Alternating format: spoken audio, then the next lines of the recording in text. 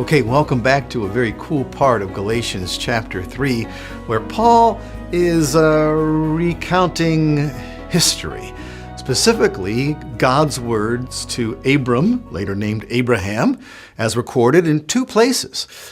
Genesis chapter 12 and verse number 3, God said, and I'm reading from Genesis 12, verse number 3, "In you all the families of the earth will be blessed." And Paul said in Galatians 3, verse number 8, that was God actually preaching the gospel beforehand to Abraham.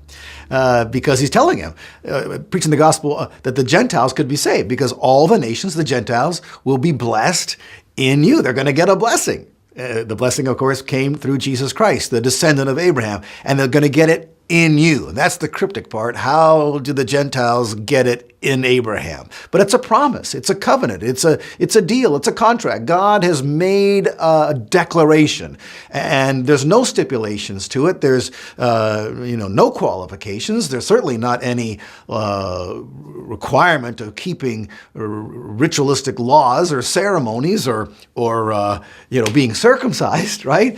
It's a promise. God said to Abraham, all the families of the earth will be blessed in you. And so now Paul is elaborating on that, which had happened, 2,000 years earlier than when he wrote this. And he writes in verse number 16, "Now the promises were spoken to Abraham and to his seed." Now we got to stop there, because in all the families of the earth, in you, all the families of the earth will be blessed. The in you doesn't sound like the seed, but that's given us some insight. And thankfully, we get more insight when we hear God's reiteration of that promise, almost identically as it was in Genesis chapter 12, some years later, after Abraham almost sacrifices Isaac on Mount Moriah, and God stops him and provides a substitute, a sacrifice for Isaac. And so Isaac doesn't have to die now, because an animal pays the price as a substitute, a foreshadowing of what Christ would do.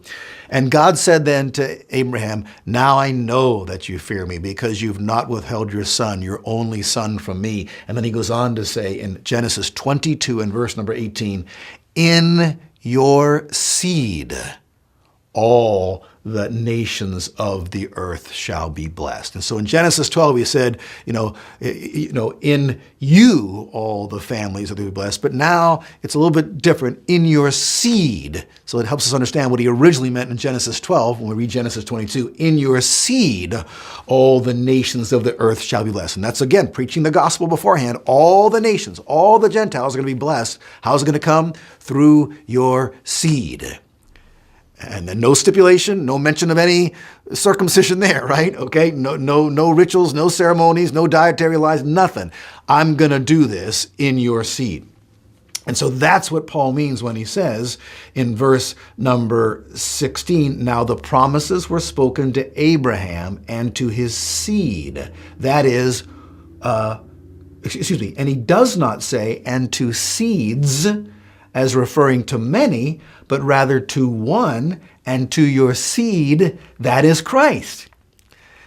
Wow, I mean, talk about, just being a stickler for exactly what the word says. Paul is the man, and jumping back to Genesis 22 and verse 18, "In your seed," singular, not in all your descendants will the nations of the earth be blessed, but in your seed, a singular seed of yours, a singular person.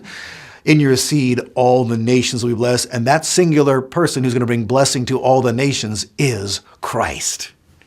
All the way back in Genesis chapter 22, the gospel is being preached. The Gentiles will be saved, not by keeping the law of Moses, but by getting into Abraham, by getting into Christ.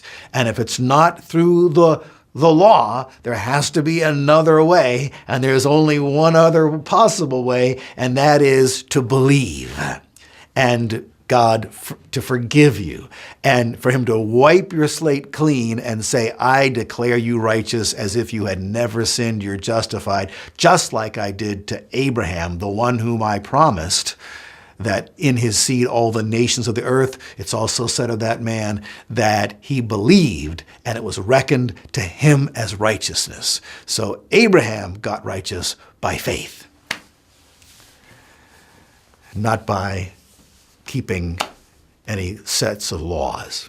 Now, does that mean that he lived a lawless life after that? And does that mean that after we are, born again and made righteous by faith, that we can lead a lawless life? Oh no, au contraire, monsieur.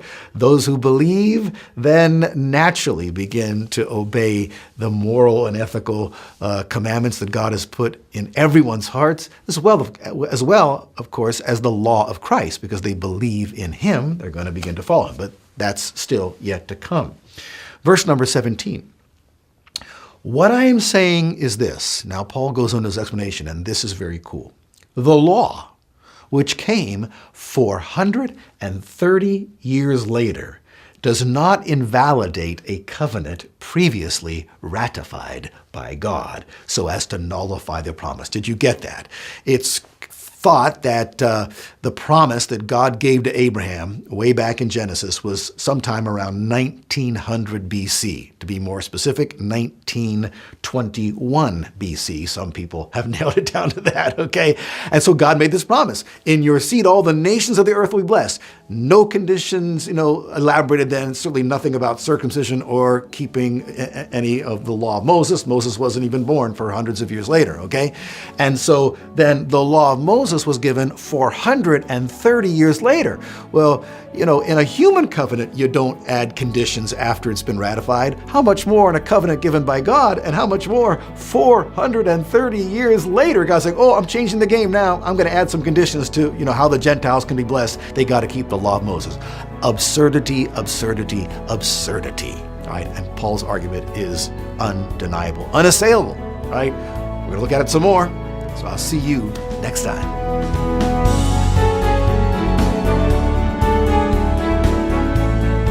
HeavenWord 7 is made possible by the financial support of viewers like you. Thank you.